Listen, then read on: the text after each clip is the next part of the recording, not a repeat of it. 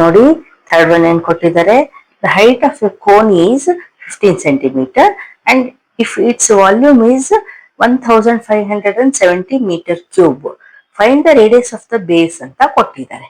ಇಲ್ಲಿ ಹೈಟ್ ಕೊಟ್ಟಿದ್ದಾರೆ, ವಾಲ್ಯೂಮ್ ಕೊಟ್ಟಿದ್ದಾರೆ, ಇನ್ನು ರೇಡಿಯಸ್ ಫೈಂಡ್ ಔಟ್ ಮಾಡಕ್ ಹೇಳಿದ್ದಾರೆ. ಓಕೆ, ಸೊ ನಮಗೆ ಫಾರ್ಮುಲಾದಲ್ಲಿ ಇವೆರಡು ಬರೋದ್ರಿಂದ ನಾವು ಡೈರೆಕ್ಟ್ ಫೈಂಡ್ ಔಟ್ ಮಾಡ್ಬೋದು.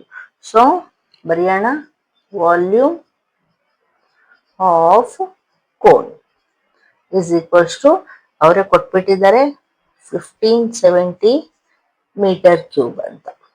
ವಾಲ್ಯೂಮ್ ಆಫ್ ಕೋನ್ ಫಾರ್ಮುಲಾ ಏನು? 1/3 πr² ಇಸ್ ಈಕ್ವಲ್ಸ್ ಟು 1570. ನೋಡಿ ಇಲ್ಲಿ ಏನ್ ಕೊಟ್ಟಿದ್ದಾರೆ, ಪೈನ 3 use pi is equals to 3.14 ಅಂತ ಕೊಟ್ಟಿದ್ದಾರೆ. ಸೊ ನಾವು 3.14 ಬದಲು ಡೆಸಿಮಲ್ ತೆಗೆದ್ರೆ ನಾವೇನಂತ ಬರಿಬಹುದು? 314/100 ಬರಿಬಹುದಲ್ವಾ? 2 ಡಿಜಿಟ್ ಆದ್ಮೇಲೆ ಪಾಯಿಂಟ್ ಇದೆ, ಸೊ ನಾವು ಕೆಳಗಡೆ 2 zeros ಹಾಕಿದ್ವಿ. ಓಕೆ, ನಾನೇನು ಮಾಡಿಲ್ಲ, ಓನ್ಲಿ ಡಿಜಿಟ್ ಡೆಸಿಮಲ್ ತೆಗ್ದಿದ್ದೀನಿ. ಓಕೆ, ಅದೇನ ಬರೆಯೋಣ. 1/3 ಇಂಟು ಪೈ ಅಂದ್ರೆ 314/100. ಓಕೆ, ಇಂಟು r² ಗೊತ್ತಿಲ್ಲ, ಫೈಂಡ್ ಔಟ್ ಮಾಡಬೇಕು, ಸೊ ಅದಕ್ಕೆ ಹಾಗೆ ಇಡೋಣ. ಇಂಟು ಹೈಟ್ 15 ಕೊಟ್ಟಿದ್ದಾರೆ ಇಸ್ ಈಕ್ವಲ್ಸ್ ಟು ಸೇಮ್ 1570. ಈಗ ಕ್ಯಾನ್ಸಲೇಷನ್ ಏನೇನು ಹೋಗುತ್ತೆ ನೋಡೋಣ. ನೋಡಿ, 3 1s 3 5s. ಓಕೆ, ಇನ್ನು ಇದು ಹೋಗುತ್ತೆ, ಆದ್ರೆ ಆಮೇಲೆ ಮಾಡೋಣ.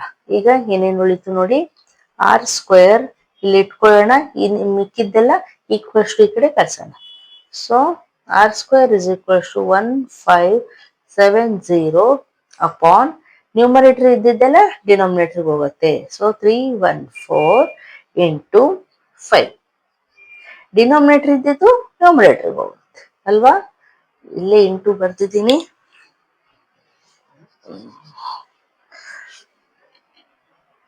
Okay, into 100. ಓಕೆ, ಈಗ ಮತ್ತೆ ಕ್ಯಾನ್ಸಲೇಷನ್ ಏನೇನು ಹೋಗುತ್ತೆ ಮಾಡೋಣ. ನೋಡಿ, 5 1s 5 3s 15, again 5 1s 5, 2 remains, 5 4s 20. ಈಗ ನೋಡಿ 314 ಇದೆ, ಇಲ್ಲಿನೂ 314 ಇದೆ. So 314 1s 314. ಸೊ ಏನು ಉಳಿತು? r² is equals to 100. r is equals ಏನಾಗುತ್ತೆ? Square root of 100. Square root of 100 ಅಂದ್ರೆ 10 ಇಂಟು 10 ಅಲ್ವಾ? ಸೊ 110 ಹೊರಗಡೆ ತೆಗೆದ್ರೆ ನಮ್ಗೆ r ಇಸ್ ಈಕ್ವಲ್ಸ್ ಟು 10 ಬಂತು. ಯೂನಿಟ್ಸ್ ಏನಿದೆ? ಸೆಂಟಿಮೀಟರ್ ಇದೆ, so centimetre. Radius is equals to 10 centimeter is the final answer. Okay, ಈಗ ನೆಕ್ಸ್ಟ್ ಒನ್ ಮಾಡೋಣ.